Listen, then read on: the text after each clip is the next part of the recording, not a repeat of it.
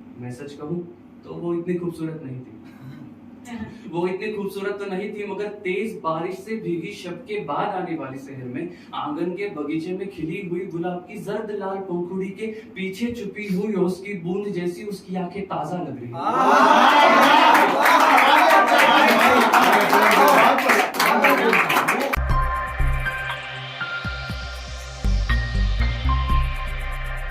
मैं आमतौर पर वैसे पोएम परफॉर्म करता हूँ और आज भी खास पोएम लेकर आया हूँ। इस कविता का नाम है अंधेरे में रोता हर शख्स। बस हम वक्त के पाबंदी इसलिए ज्यादा गुफ्तगू ना करते हुए मैं सीधा कविता की ओर मुड़ूंगा।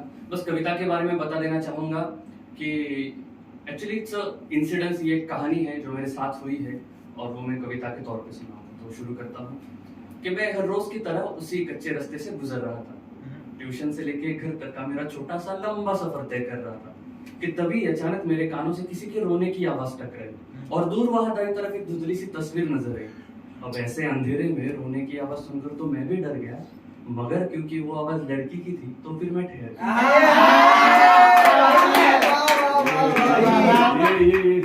रोशनी के किरण को भी चीर देगी, वो इतनी अंधेरी रात होगी और ऐसे में कोई लड़की अकेली बैठी है, न जाने क्या बात है। फिर मैं अपनी साइकिल हाथ में ले उसके तरफ बढ़ने लगा, जैसे ही मेरा डर भी दुगना होने लगा।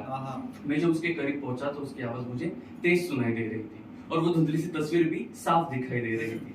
एक गुलाबी सलवार पहनी लड़की अपने चेहरे पर यूं हाथ रखे रोए जा रही थी, अपने बिखरी जुल्फों से बिखरी जिंदगी की झलक दिए जा रही थी। मैंने उससे पूछा कि सुनो, किस वजह से तुम पूरी दुनिया से ही रूठी हो? क्यों तुम उजाले ठुकरा के अंधेरा गले लगा के बैठी हो? फिर उसने अपने चेहरे से हाथ हटाकर वो जरा हैरान भी लग रही थी। वो दुखी थी, रो रही थी और बेहद परेशान भी लग रही थी। मैं सच कहूँ तो वो इतनी खूबसूरत नहीं थी। वो इतनी खूबसूरत तो नहीं थी, मगर तेज बारिश से भीगी शब के बाद आने वाली शहर में आंगन के बगीचे में खिली हुई गुलाब की जर्द लाल पंखुड़ी के पीछे छुपी हुई ओस की बूंद जैसी उसकी आंखें ताजा लग रही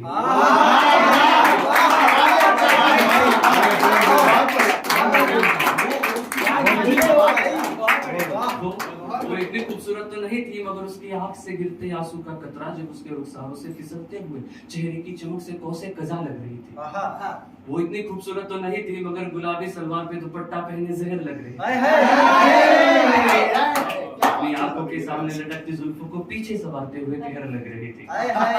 वो इतनी खूबसूरत तो नहीं थी, मगर हुस्न के देवता की मूरत लग रही थी। उस वक्त मुझे सबसे ज्यादा खूबसूरत लग रही थी। उसके पैकर को देखकर अब मेरे मन में कोई सवाल नहीं बचा था। अंधेरे में भी वहां ठहर जाने के फैसले पर मुझे मलाल नहीं बचा था। उसने अब अपना रोना रोक लिया और वहां एक सन्नाटा सा हो गया था। मैं मगर उसके खामोशी की दुनिया में जाकर कहीं खो गया था।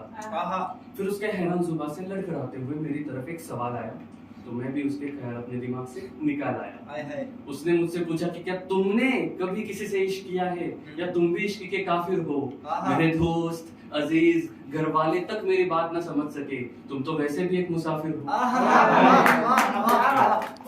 फिर मैंने उससे कहा कि ये इश्क, प्यार, मोहब्बत, प्रेम, प्रीत, चाहत, आशिकी, दीवानगी, उल्फत तो सब ठीक है। ये इश्क, प्यार, मोहब्बत, प्रेम, प्रीत, चाहत, आशिकी, दीवानगी, उल्फत तो सब ठीक है। पहले दोस्ती की बात करते हैं। कौन मुसाफिर, कौन अनजान, यहाँ सभी दिल जले आशिक है। किसी रिश्ते से मुलाकात करते हैं। किसी हम सफर ने साथ छोड़ा होगा तुम्हारा, तो एक दोस्त से मिलकर देख लो। कल शायद हमारे रास्ते अलग हो, आज कुछ कदम साथ चलकर देख लो।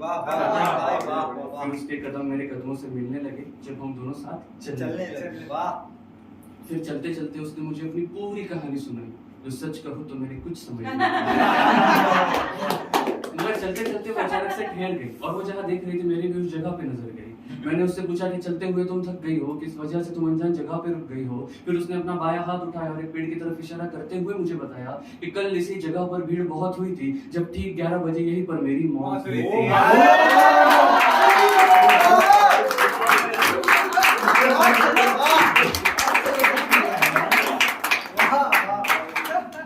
अब मगर बेजार सा मेरा हाल होने लगा था। अंधेरे में भी वहां ठहर जाने के फैसले पर मुझे मलाल होने लगा।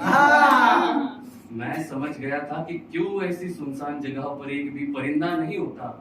अंधेरे में रोता अरशद जिंदा नहीं होता।